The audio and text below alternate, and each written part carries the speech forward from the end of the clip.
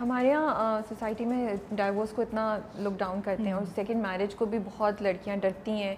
एक I think emotional trauma भी होता है जब आप इस चीज़ से गुजर चुके हो तो फिर आप दोबारा वो रिस्क लेने से, क्योंकि डाइवोर्स जैसे भी है वो बड़ी ट्रॉमेटिक होती है। मैंने आपके इंटरव्यू में ही सुना था, आप कहीं थी 3 चीज़ें ज़िंदगी में मुश्किल हैं, death, divorce and then there was one more thing that you said, moving या सो तो जब आप सेकेंड और थर्ड टाइम जब, तो कितना डर लग रहा था, उसे कैसे काउंटर करती थी?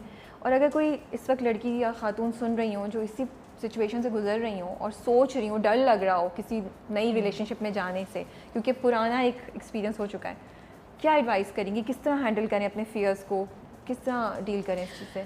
तो सबसे पहले तो ये है कि अगर आप एक अब्यूसिव रिलेशनशिप में हैं तो आपको उधर होना नहीं चाहिए, चाहे कितनी भी आपकी मजबूरी हो। ये अगर अल्लाह मियाँ ने आपको हाथ पैर दिए और आपके अक्ल है, आप तालीम याफ्ता हैं, कुछ भी, आप अगर झाड़ू भी मार के कमा सकते हैं, which is there is dignity in labour always, it's better than being in an abusive relationship. Because abusive relationships में ये होता है कि आपकी अपनी सेल्फ वर्थ, आपकी डिग्निटी, आपका सब कुछ ख़त्म हो चुका होता है। तो प्रायोरिटी आपकी क्या है? बहुत लोग हैं कि जी अच्छा चलें जी, कभी कभार मार पिट जाती है या इमोशनल अब्यूज़ है, जो भी, लेकिन चलें सोसाइटी को हम खुश रख रहे हैं, या मेरे बच्चे स्टेबल हैं, या मेरा घर ठीक, बट दैट्स आर्टिफिशियल एग्जिस्टेंस। हो ही नहीं सकता कि एक घर और एक ख़ानदान नॉर्मल और स्टेबल हो अगर there is any form of abuse in that home.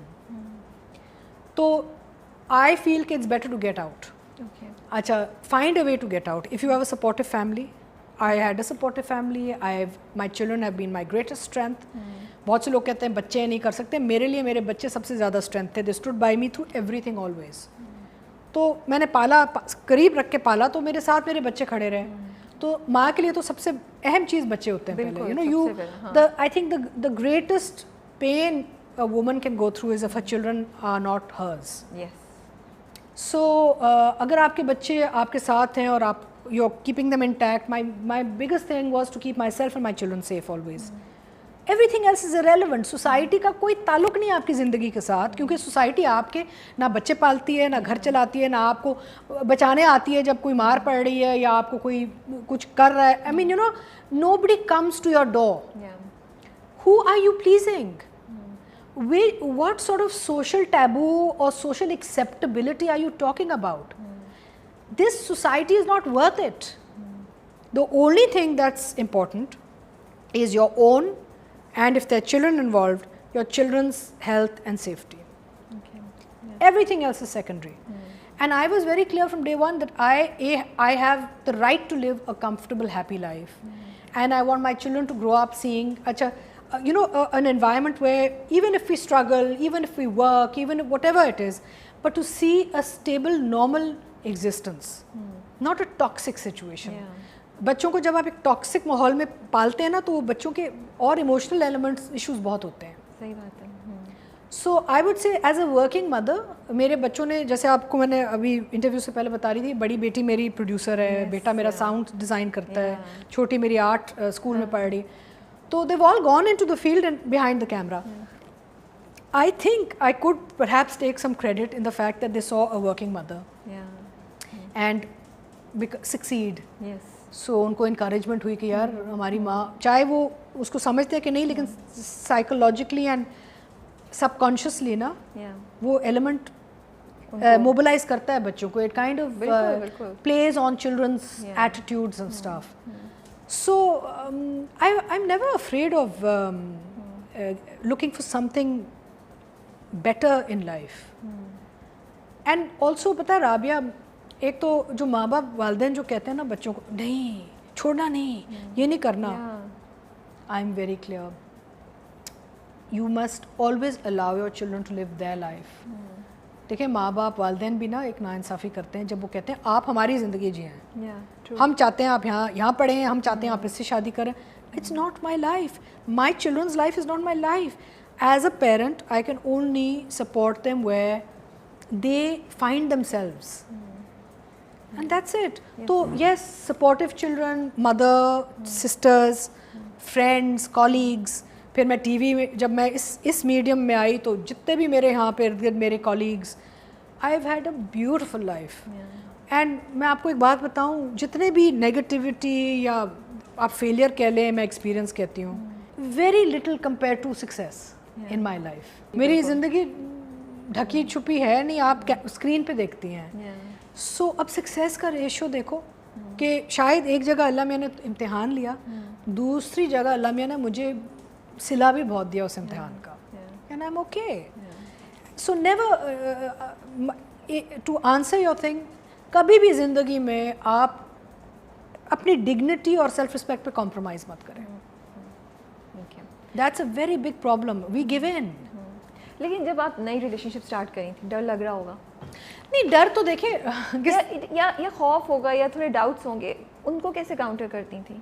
या हम बोलें कि आप बहुत ब्रेव हैं?